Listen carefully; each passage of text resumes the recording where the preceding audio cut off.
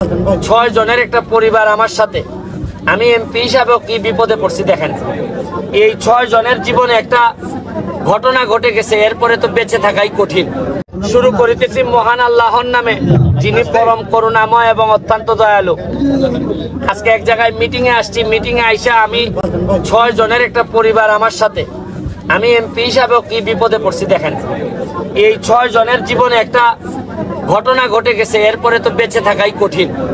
এদের ছয় জনের বাবা এবং মা, বাবা হত্যা করেছেন তাদের মাকে, আর বাবা হত্যা করার কারণে এখন জেলে, হয়তো ওনার ফাঁসির আদেশ হবে।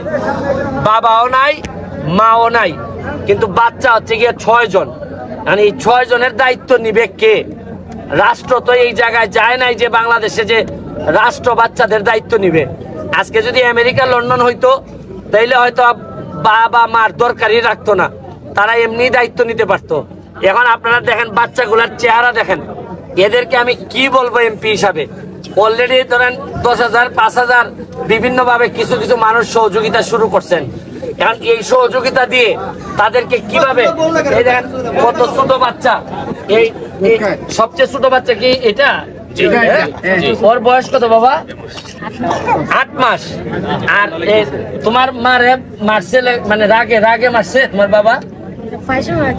প্রায় সময় খাজ্জা করতো, এই কাছে আসো, প্রায় সময় খাজ্জা করতো।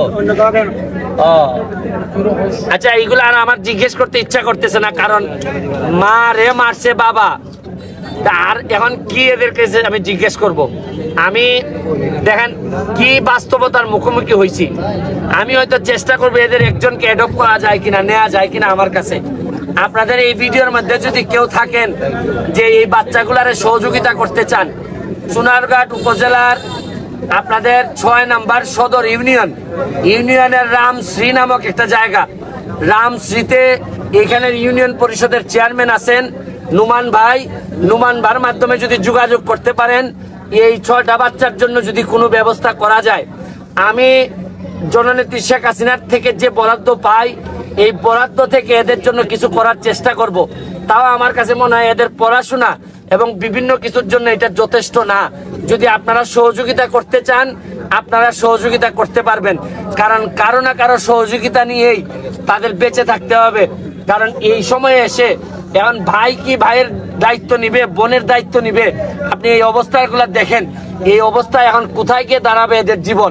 আমরা চলেন সবাই মিলে একজন আরেকজনের পাশে দাঁড়াই, আজকে এদেরকে কোনোভাবে এই বিভৎস বাস্তবতা থেকে বের করে নিয়ে আসি। আমি এই কথা বলে আপনাদের কাছ থেকে বিদায় নিব। একজন এমপি হয়েও মাঝে মধ্যে আমি চরম অসহায়, আমি অসহায়ত্ব প্রকাশ করতে হয়। অনেকে বলতে পারেন আপনি এমপি ব্যারিস্টার, আপনি তো পারেন করতে, কিন্তু 6.5 লাখ থেকে 7 লাখ মানুষ আমার ঘাড়ের উপর প্রতিদিন নিঃশ্বাস ফেলে। এই নিঃশ্বাস ফেলাটাকে আমার জন্য বড় কঠিন কাজ মনে হইতেছে। তারপরও আপনাদের সহযোগিতা থাকলে হয়তো আমি পার হয়ে যেতে পারবো। আমি চাচ্ছি এই পরিবারটা বেঁচে থাকুক। আমাদের হাবিব আপনার সাথে 3 বছর পর্যন্ত প্রত্যেক মাসে 3,000 টাকা করে দেন। আচ্ছা দেখ, আমাদের এখানে হাবিবি একজন ছেলে আছে, সেও বলছে কিছু সহযোগিতা করবে, 3 বছর পর্যন্ত এদেরকে সহযোগিতা করবে। আপনারাও যদি চান, ওই স্থানীয় চেয়ারম্যান সাহেবের নাম্বার আমি দিয়ে যাবো। আচ্ছা ঠিক আছে, যা উঠতেছে আমি স্থানীয় চেয়ারম্যান সাহেবের নাম্বার দিয়ে যাব, একসাথে করে জমা দেও টাকাটা।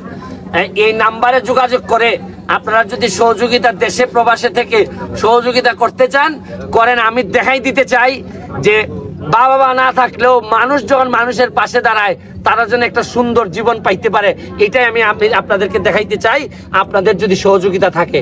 আজকের মতো বিদায় নিচ্ছি। ভালো থাকবেন, আমাদের জন্য দোয়া রাখবেন যেন এদের পাশে দাঁড়িয়ে আমরা এদেরকে বহুদূর নিয়ে যেতে পারি। ভালো থাকুন, সুস্থ থাকুন। Thank you.